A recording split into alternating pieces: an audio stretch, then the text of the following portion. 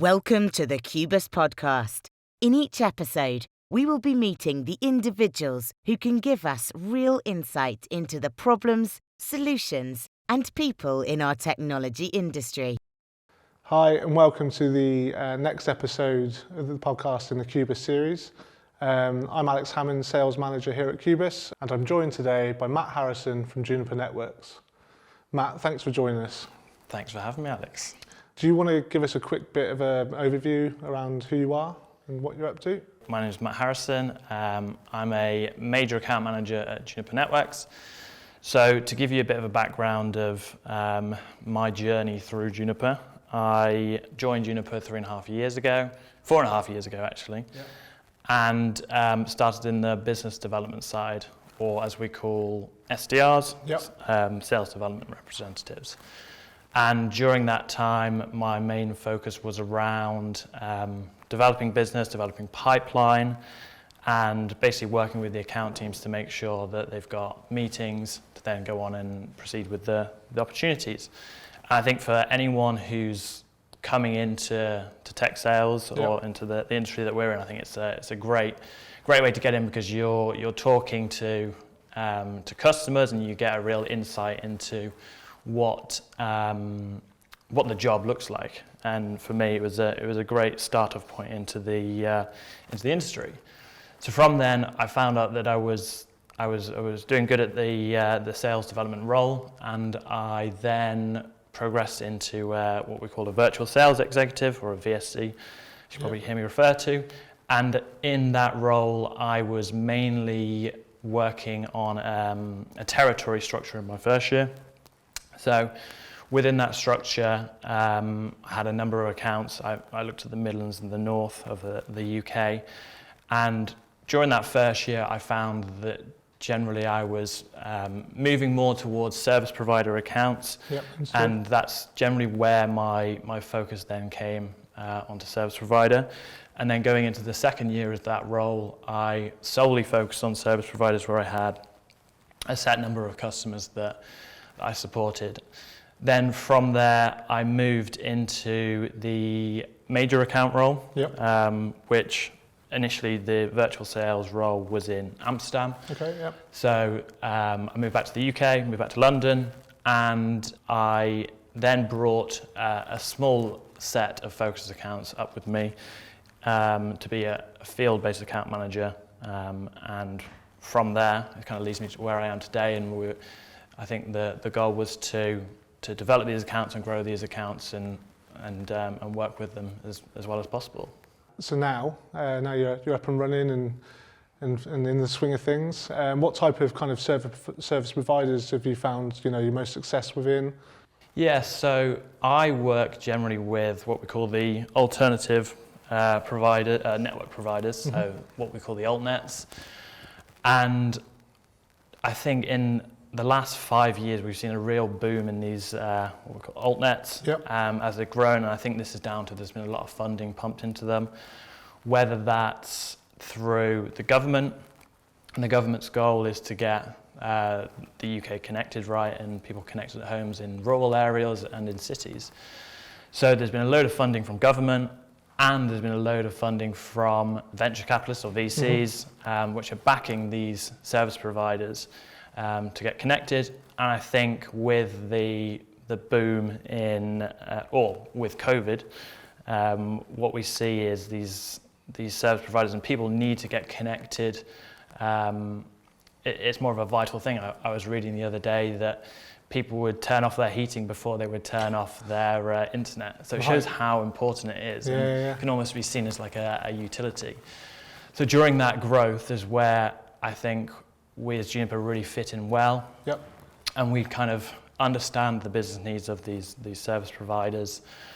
And from those business needs, you tend to get the network needs of them, and those network needs then drive what a solution would look like from us.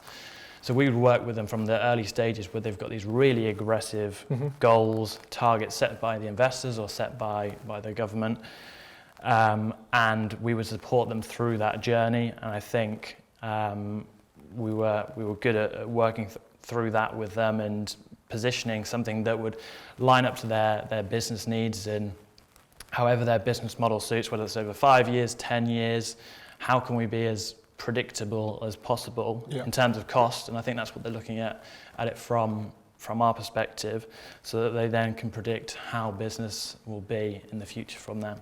Yeah. So I think that's where we really saw the growth within service providers and the Altnets for myself and within the company.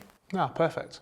And you touched on the COVID side of things. What type of challenges were you facing at that time, and how are things? Have you seen things improving generally across that with the customer base? Yeah, well, I think you could look at it in a couple of ways. So if you look at it for challenges for vendors, and what we saw was real challenges, I'm sure you guys felt it from us as well, was with lead times. Yep. I think lead times went up to 12 months, even crazy, further. Literally crazy. It was crazy lead times. And we had to work with our customers to get them in the mindset that, look, you are now planning your projects 12, 18 months in advance. Yeah. And to go from maybe a delivery of something that could be delivered in a month, 2 months, whatever, to 12 to 18 months is a big shift. And we sometimes found that the vendor that could get the kit quickest would be the ones that would win the projects and would win the business, because for the customers it was there's a rush to build and to put fibre into the ground, and that they needed something as quickly as possible. And across all vendors, I know it was an issue, but it was a real problem. I think the other problem or challenge, should we say, that we faced was around the hybrid work model. And during that time of COVID, we were working virtually with our partners, with our customers, and we're working on these really complex deals. And I think on these $1 million+ deals, you need to be in front of your customers. You need to have time where you're sat in a room and can really hash things out. I think we struggled to get that during COVID, and I think my experience helped, because at that time I was a virtual sales exec, so I wasn't so much used to being in front of a customer in a room. I was used to being behind a screen, and I knew how to navigate that. But I think for a lot of people who were used to being out there in the field and talking to customers, they then had to come back in and try and navigate the virtual world and navigate that with customers. No, of course. And how did you see it with from the partner land? Was there anything that? Well, I mean, the biggest challenge, like you said, was the lead times.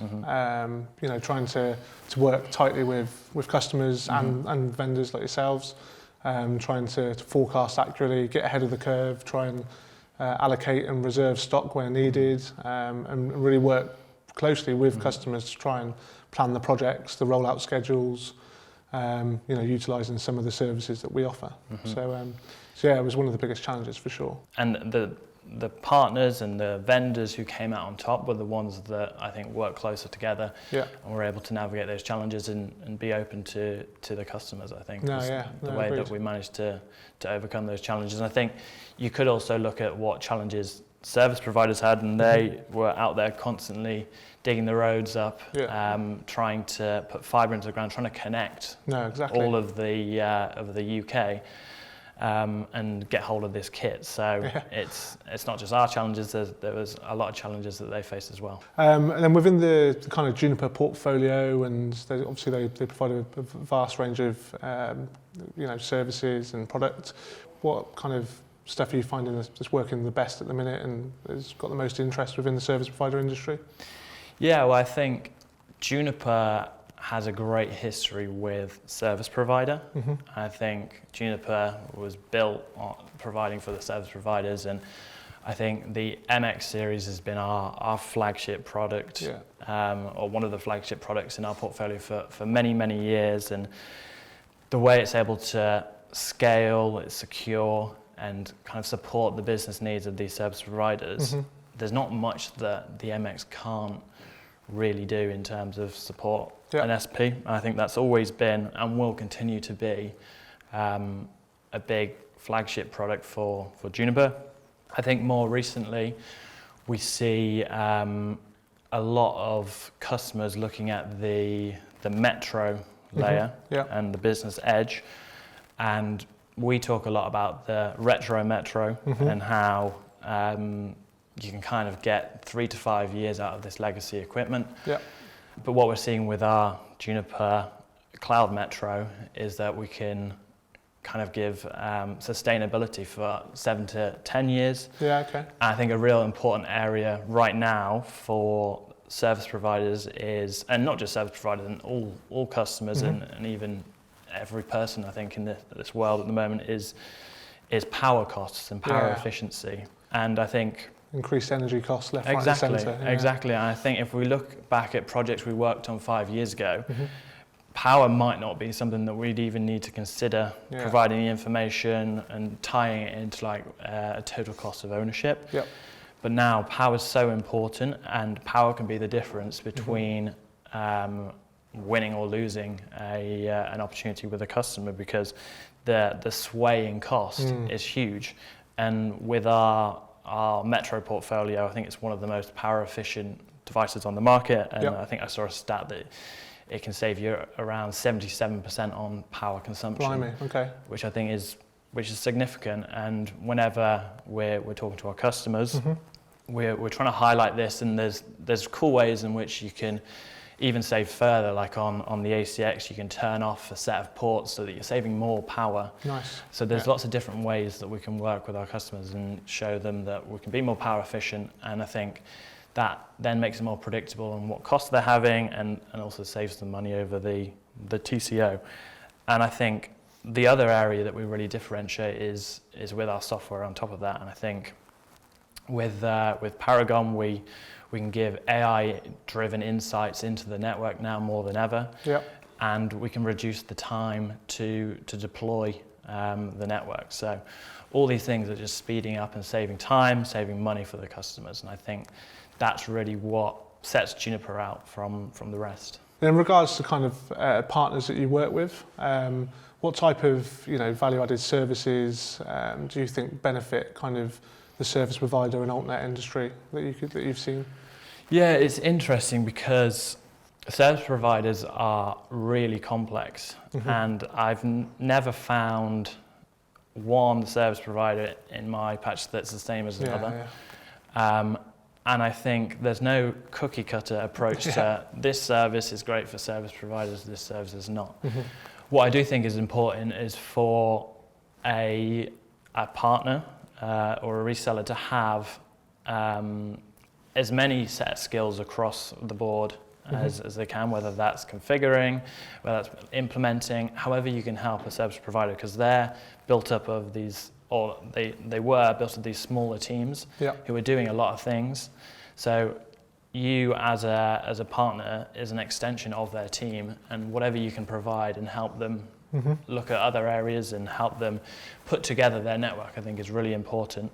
And also being as flexible as possible. I think if you say to a customer, look, this is all we can do, this is our only offering, there's no way to tweak this to match your needs, I don't think that works for them. And as I said, there's no set way to provide a service to these service providers, and I'm sure it's the same across other customers as well. But I think, it's the partners that can be most flexible will be the ones that will be working with the customers. How do you see kind of the next couple of years panning out within the industry at the minute, and where do you think do you think there's still going to be consistent growth? Yeah, I think so. And I think the big challenge in the industry around, whether it's a challenge, I don't know, around consolidation. And I was at an event recently, and we were discussing the consolidation of these network providers and who's going to be the winner, who's going to take on BT OpenReach, who's going to take on other big providers. And I think at the moment it almost seems like a game of chess, and everyone's waiting for someone else to make a move. And I think the other thing that we discussed was that the digging of the roads has now slowed down. Service providers are looking to sweat their assets, and the Altnets are looking to sweat their assets because costs are tight, and I think they're either looking to get more funds from a maybe from the government or from an investor, or if they're not, their plan isn't to kind of be a competitor to the bigger players in the market, then maybe they're looking to be acquired by one of the bigger players as well. So it's how do you design your network in thought of all of that, I think is a real challenge. And I think we're now at a place where, like we discussed before on lead times have come in and are less than 6 months on the majority of kit, which is great, and it's great for the industry because we're no longer having to plan out 12, 18 months in advance. So we're just catching up with that point where a lot of customers have had a lot of kit delivered now and are deploying it and are kind of unsure on where the market will go. But what we as Juniper know is whichever way the market goes, we'll be there to help support it. And if I was to flip the question to you, how would you see the market going in the next 3 to 5 years? Yeah, I mean, it's a tricky one from our side, I think. How we see it at the minute is that our customers are generally still very busy, keeping us on our toes, keeping us engaged. A lot of kind of discussions and based around future projects. So, I haven't got a crystal ball, but from where I sit, I think things are looking, very positive and promising. I think we're very well positioned to assist moving forward. Thank you very much for joining us today, Matt. Your time is appreciated as always. And please join us for our next podcast. Thank you for joining us at the Kubus podcast. We hope you enjoyed the chat. Remember, there are more conversations in the series. Just search for Kubus wherever you get your podcasts and subscribe.